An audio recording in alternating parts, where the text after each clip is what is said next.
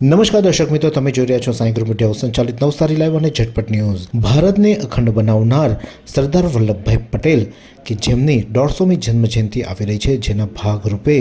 નવસારીની ભક્તાશ્રમ શાળા ખાતે વ્યાખ્યાન થકી તેની ઉજવણી કરવામાં આવી હતી। કમિશનર શ્રી યુવક સેવા અને સાંસ્કૃતિક પ્રવૃત્તિની કચેરી ગાંધીનગર દ્વારા પ્રેરિત જિલ્લા યુવક અને સાંસ્કૃતિક પ્રવૃત્તિની કચેરી નવસારી આયોજિત અને આશ્રમ શાળા ભક્તાશ્રમ શાળાના સહયોગથી સરદાર વલ્લભભાઈ પટેલની 150મી જન્મજયંતિની ઉજવણીના ભાગરૂપે કાર્યક્રમનું આયોજન કરવામાં આવ્યું,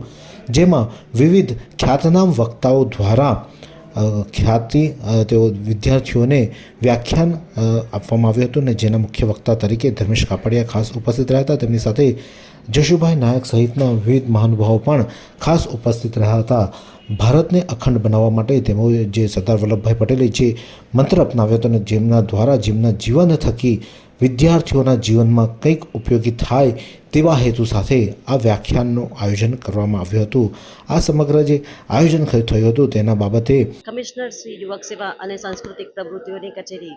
ગાંધીનગર દ્વારા પ્રેરિત જિલ્લા યુવા અને સાંસ્કૃતિક પ્રવૃત્તિઓની કચેરી નવસારી આયોજિત અને આશ્રમ શાળા ભક્તાશ્રમ નવસારીના સહયોગથી આજે અહીં સરદાર પટેલ જન્મજયંતિના ઉજવણીના 150 વર્ષની ઉજવણી નિમિત્તે યોજાયેલ કાર્યક્રમમાં અહીં નવસારીના ખ્યાતનામ વક્તાઓ દ્વારા વ્યાખ્યાન આપવામાં આવ્યું। ડૉક્ટર ધર્મેશભાઈ કાપડિયા મુખ્ય વક્તા હતા, સાથે જ પ્રાધ્યાપક શ્રી જશુભાઈ નાયક, પ્રાધ્યાપક શ્રી કીર્તિદાબેન વૈદ્ય અને શ્રી તુષારકાંતભાઈ દ્વારા તજજ્ઞ તરીકે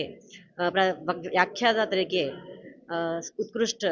માર્ગદર્શન આપવામાં આવ્યું। તો આ સમગ્ર જે વ્યાખ્યાન યોજાયા હતા તેના મુખ્ય જે ખ્યાતિનામ વક્તા તરીકે જે જાણીતા છે તેવા ધર્મેશભાઈ કાપડિયા આ બાબતે શું કહી રહ્યા છે, આવો સાંભળીએ। સમગ્ર ભારત જ્યારે ભારતને અખંડ બનાવનાર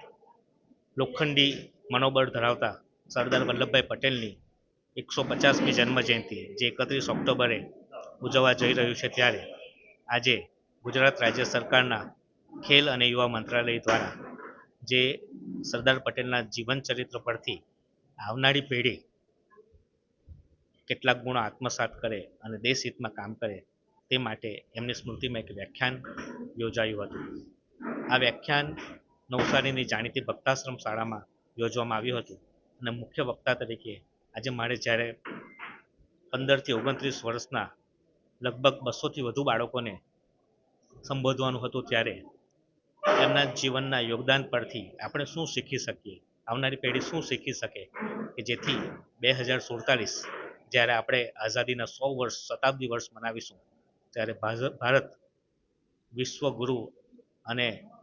દેશમાં જે સુખાકારી, જે રામ રાજ્યનું સ્વપ્ન સરદારે, ગાંધીએ, આંબેડકરે, સુભાષબાબુએ જોયું હતું તે કેવી રીતે પરિપૂર્ણ કરી શકી એ વિષય પર ખૂબ જ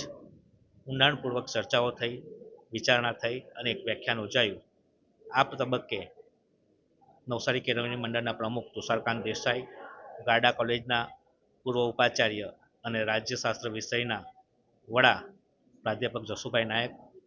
લેખિકા કીર્તિદાબેન વૈદ્ય વગેરે તજજ્ઞ તરીકે ઉપસ્થિત થયા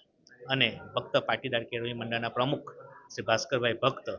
આ કાર્યક્રમના અધ્યક્ષપદે ઉપસ્થિત થયા અને કાર્યક્રમને શોભાવ્યો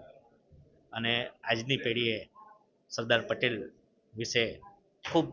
અજાણી વાતો જાણી। વિદ્યાર્થીઓના જીવનમાં સરદાર વલ્લભભાઈ પટેલના જીવનમાંથી કંઈક અંશ શીખે અને તેમના જીવનમાં તેઓ ઉતારે અને તેમના જીવનમાં ઉપયોગી બને તેવા હેતુ સાથે ભક્તાશ્રમ શાળામાં વિવિધ ખ્યાતનામ વક્તાઓ દ્વારા વ્યાખ્યાન યોજવામાં આવ્યું હતું અને જેનો વિદ્યાર્થીઓએ લાભ લીધો હતો। અને આવતા દિવસમાં જ્યારે સરદાર વલ્લભભાઈ પટેલની જ્યારે જન્મજયંતિ આવશે ત્યારે તેને પણ અનોખી રીતે ઉજવવામાં આવશે તેવા ભાવ સાથે જોતા રહો નવસારી લાઈવ અને ઝટપટ ન્યૂઝ।